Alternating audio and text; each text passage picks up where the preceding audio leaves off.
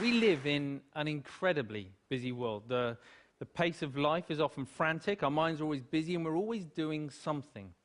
So, with that in mind, I'd like you just to take a moment to think, when did you last take any time to do nothing? Just 10 minutes, undisturbed. And when I say nothing, I do mean nothing. So that's no emailing, texting, no internet, no TV, no chatting, no eating, no reading. Not even sitting there reminiscing about the past or planning for the future. Simply doing nothing. I see a lot of very blank faces. My thinking is probably have to go a long way back. And this is an extraordinary thing, right? We're talking about our mind. The mind, our most valuable and precious resource through which we experience every single moment of our life. The mind that we rely upon to be happy, content, emotionally stable as individuals, and at the same time to be kind and thoughtful and considerate in our relationships with others. This is the same mind that we depend upon to be focused, creative, spontaneous, and to perform at our very best in everything that we do. And yet, we don't take any time out to look after it. In fact, we spend more time looking after our cars, our clothes, and our hair than we... Okay, maybe not our hair, but you see where I'm going. The result, of course, is that we get stressed. You know, the mind whizzes away like a washing machine going round and round, lots of difficult, confusing emotions. And we don't really kind of know how to deal with that. And the sad fact is that we are so distracted that we're no longer present in the world in which we live. We miss out on the things that are most important to us. And the crazy thing is that everybody just assumes, well, that's the way life is, so we just kind of got to get on with it. But that's really not how it has to be. So I was about 11 when I went along to my first meditation class. And trust me, it had all the stereotypes that you can imagine, the sitting cross-legged on the floor, the incense, the herbal tea, the vegetarians, the whole deal. But my mum was going, and I was intrigued, so I went along with her. I'd also seen a few kung fu movies, and secretly I kind of thought I might be able to learn how to fly, but I was very young at the time, you know.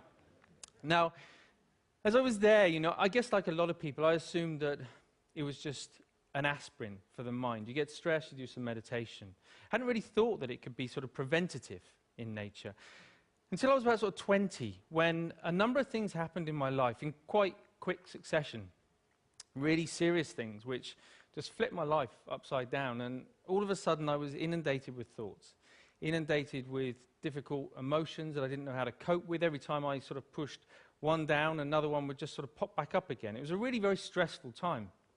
I guess we all deal with stress in different ways. Some people will bury themselves in work, grateful for the distraction.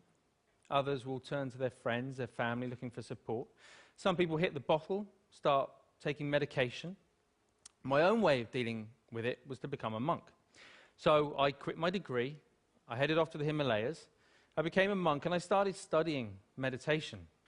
People often ask me, you know, what I learned from that time. Well, obviously it changed things, you know. Let's face it, becoming a celibate monk is going to change a number of things. But it was more than that.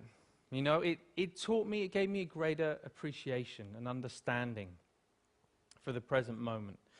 By that, I mean not being lost in thought, not being distracted, not being overwhelmed by difficult emotions, but instead learning how to be in the here and now, how to be mindful, how to be present. I think the present moment is so underrated. It sounds so ordinary, and yet we spend so little time in the present moment that it's anything but ordinary. There was a research paper that came out of Harvard just recently that said on average our minds are lost in thought almost 47% of the time. 47%. At the same time, this sort of constant mind wandering is also a direct cause of unhappiness. Now, we're not here for that long anyway, but to spend almost half of our life lost in thought and potentially quite unhappy, don't know, it's just me. It kind of seems tragic, actually, especially when there's something we can do about it. When there's a positive, practical, achievable, scientifically proven technique which allows our mind to be more healthy, to be more mindful, and less distracted.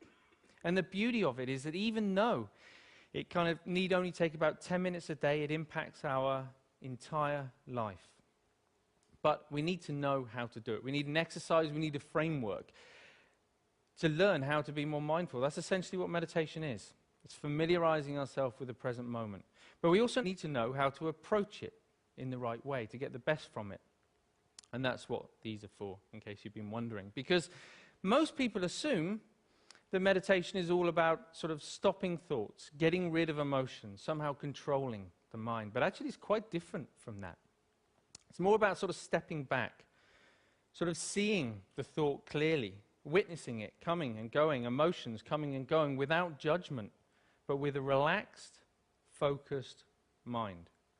So for example, right now, if I focus too much on the balls, then there's no way that I can relax and talk to you at the same time. Equally, if I relax too much talking to you, then there's no way I can focus on the balls. I'm going to drop them. Now in life and in meditation, there'll be times when the focus becomes a little bit too intense and life starts to feel a bit like this. It's a very uncomfortable way to live life when we get this tight and stressed. At other times, we might take our foot off the gas a little bit too much and things just become a little bit like this. And of course, in meditation, we can end up falling asleep.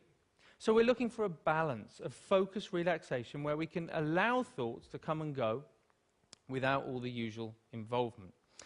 Now, what usually happens when we're learning to be mindful is that we get distracted by a thought. Let's say this is an anxious thought. So everything's going fine, and then we see the anxious thought, and it's like, oh, didn't realize I was worried about that. You go back to it, repeat it. Oh, I am worried. Oh, I really am worried. Wow, there's so much anxiety. And before we know it, right, we're anxious about feeling anxious. You know, this is crazy.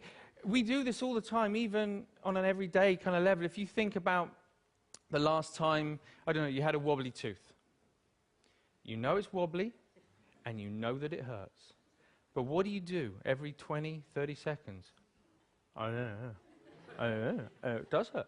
And we reinforce the storyline, right? And we just keep telling ourselves. And we do it all the time. And it's only in learning to watch the mind in this way that we can start to let go of those storylines and patterns of mind. But when you sit down and you watch the mind in this way, you might see many different patterns. You might find a mind that's really sort of restless and the whole time. You know, don't be surprised if you feel a bit agitated in your body when you sit down to do nothing and your mind feels like that. You might find a mind that's very sort of dull and boring and it's just almost mechanical. It just sort of seems it's as if you're just sort of getting up, going to work, eat, sleep, get up. Or it might just be that one little nagging thought that just goes round and round and round your mind. Whatever it is, meditation offers the opportunity, the potential to step back and to get a different perspective, to see that things aren't always as they appear.